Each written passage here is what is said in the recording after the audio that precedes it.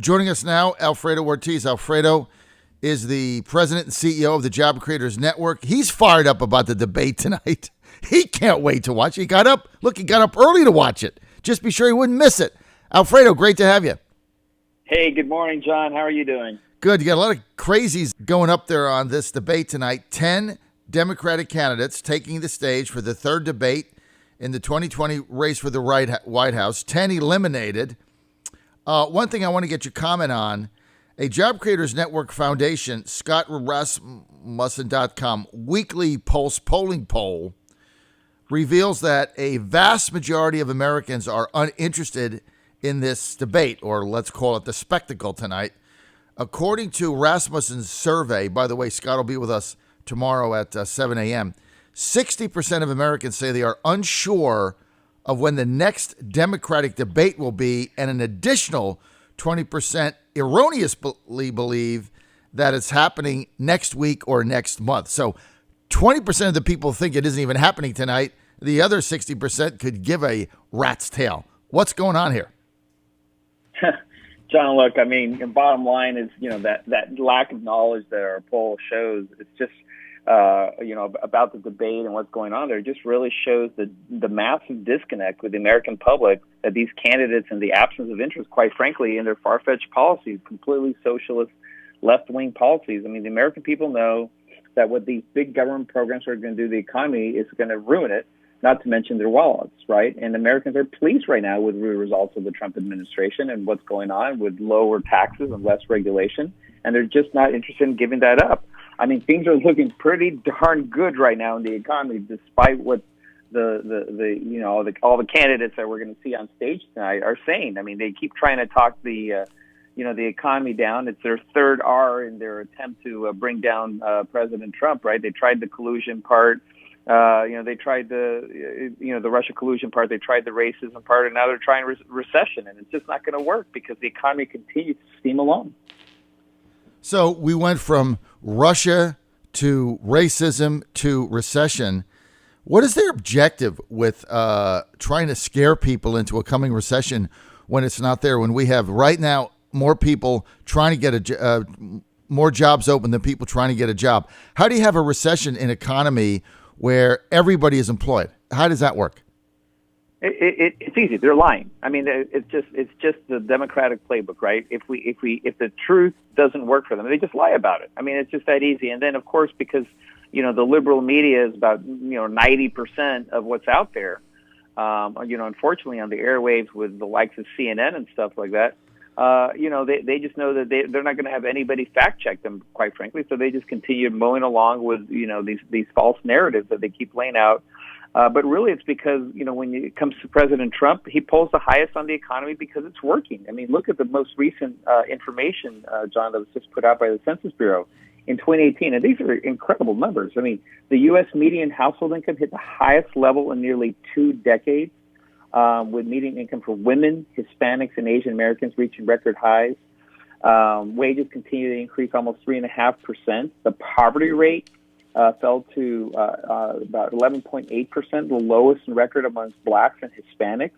2.5 million people were lifted out of poverty, including nearly 1 million children. And wages for blue-collar workers continue to grow. Under President Obama, and the left always forgets about mentioning that because they love taking credit for the good parts of the economy, of course. But wages were actually in negative. When you look at inflation numbers that under the Obama administration, we were actually in a deflationary period for wages, and now they're growing the strongest that they ever have. And so these are just inconvenient truths, John. I mean, it's just that easy, right? They know that they can't win against the president. All the president has to do is, are you better off today than you were 4 years ago? And the answer is yes. I mean, it's a red hot economy still, and this is despite the fact that we continue to have these higher interest rates. That John, at Job Creators Network, we have consistently on this one agreed with the president. We have to get these rates down, especially vis-a-vis other countries across the globe. We're just not competitive on our rates, and we got to bring these rates down. Let me get back to the debate for a second, and then we'll get to the rate issue, which I think is being overshadowed by a lot of the white noise out there. Alfredo Ortiz with us. Part of the polling I saw that Rasmussen did, and again, Scott's with us tomorrow at 7 a.m. hour, he said the polling reflects that, this is stunning to me, only 4% of Americans, that's 4 out of 100, right? Yep. 4 out of 100. I mean, think about 4%. That's 4 of 100 believe there are no candidates supporting socialist policies left in the race. That means that 96% of Americans, an overwhelming majority, believe that every one of these candidates running on the Democratic side is a socialist or is pursuing socialist policies. How do they win? Yeah, I mean, it's pretty amazing. I mean, actually, when it comes right down to it, I mean, I think it's going to probably be the Biden-Warren-Sanders showdown. When it comes right down to it, which is crazy because then that means that 2/3 of the candidates remaining out of those three, right, are true socialists, self-proclaimed and self-defined socialists. So it's clear that the socialist wing of the Democratic Party is taking over. And I have to tell you, John, I think that bodes well for the president. Because I just do not believe that this country is prepared for the socialist policies that both Warren and Sanders represent. And I actually think, again, if Biden doesn't make it, and I actually still think it is going to be Biden, but if he doesn't, make the cut, and it is one of those two socialists, I think the president is looking at a clear landslide victory. I don't see how one of these socialists is really going to win in America. Whether or not you think it's Biden, I still think Bernie Sanders is going to end up with a nomination, and I quite frankly would rather face Warren. Bernie Sanders is tougher than meets the eye because he's been around the block and he's got motivated voters behind him, and he's likely to pick off one of those Midwestern states where I don't think Beth Warren can do that. But you look at the Biden campaign; it's a joke. I mean, the guy is not up to the job, and I just can't imagine for what is this now? We're going into October, so you've got. He's got 4 months before Iowa comes up, and then he's got 6 months of campaigning 20 hours a day. You know how tough that is when those primaries start. I don't think he's going to be able to do that. But having said that, let's get to the stock market for a second. So the stock market has returned to near record levels in the past 2 weeks. You know what's amazing, Alfredo?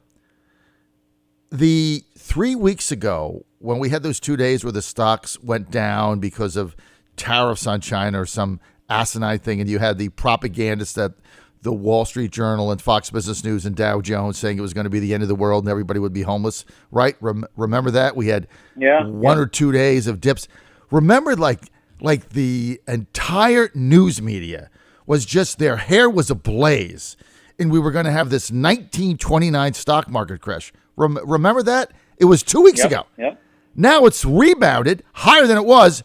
Have you heard anything at all in the media on that?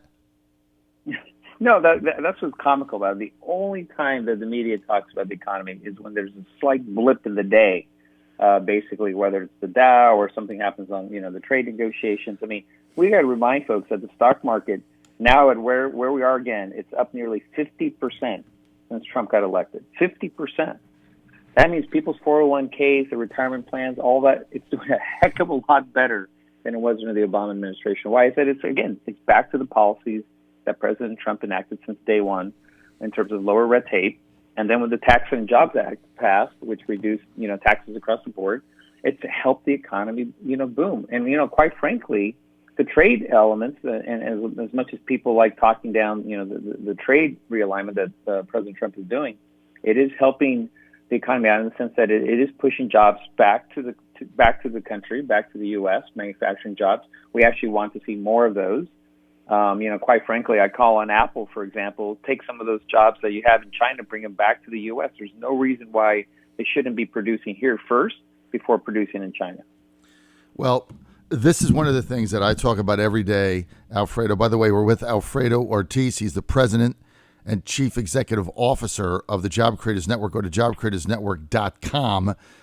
This is one of the leading nonprofit companies in America that try very hard to get the word out about what is really going on in the economy, and they've been unbelievably successful with very little resources, and I applaud them for that. It's like the little engine that would.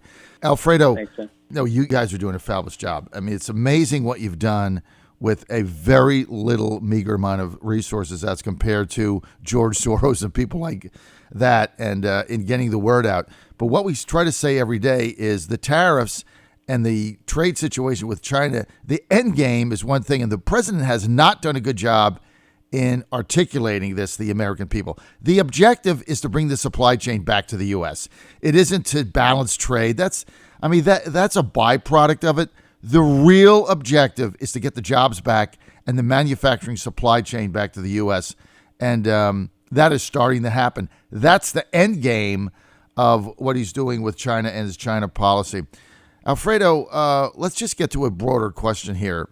What is the job creators? And John, if I can interrupt for 2 seconds, because let's also link in what happened with the Tax and Jobs Act and why the corporate rate fell down, because it was a 1-2 kind of, it was like a two-phase approach that the president had on this, right? Is to make it more attractive, we had to get our taxes lower in this country to make it more attractive. So he did that, right? And so now the second phase is really using those tariffs to, uproot the supply chain piece and having, these U.S. companies that have shifted manufacturing jobs to China to shift it back to the U.S. because now there's no excuse for these U.S. companies to do it.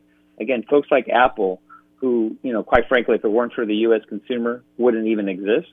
We should be forcing these guys almost to come back to the U.S. with these manufacturing jobs that they had shipped out to China. There's no reason they shouldn't. Well, look. So, anyways, I didn't mean to cut you off. No, you're right. I mean, that's and we have to say that every day because you have to overcome the fake news, which basically is trying to say that he's creating a trade war when what he's trying to do is get the supply chain back to the U.S., which means that we get our jobs back and our manufacturing back. What is the objective? What's your key agenda for the Job Creators Network over the next 60 days? Right now it's continuing to, focus on the news about the economy and really making sure that the American public understands what's going on. I appreciated, the kind comments that you made about, the organization. I mean, I got a great team. We're small and mighty. But the real stars of our efforts are really the small businesses across the country. There are 30 million small businesses across the country, John, as you know, employ 60 million hardworking Americans across the country. I mean, that's 90 million people in this country that are dependent on the success of small business. And really, that's who we represent. That's who we fight for every single day. And they're the real heroes of our economy. They're the ones that are doing the hiring. 2/3 of new job growth is in their hands. And so we got to continue doing whatever we can to make sure that they've got the economic environment, the ability to succeed, unlike it was under the Obama administration, where more businesses were closing than were opening.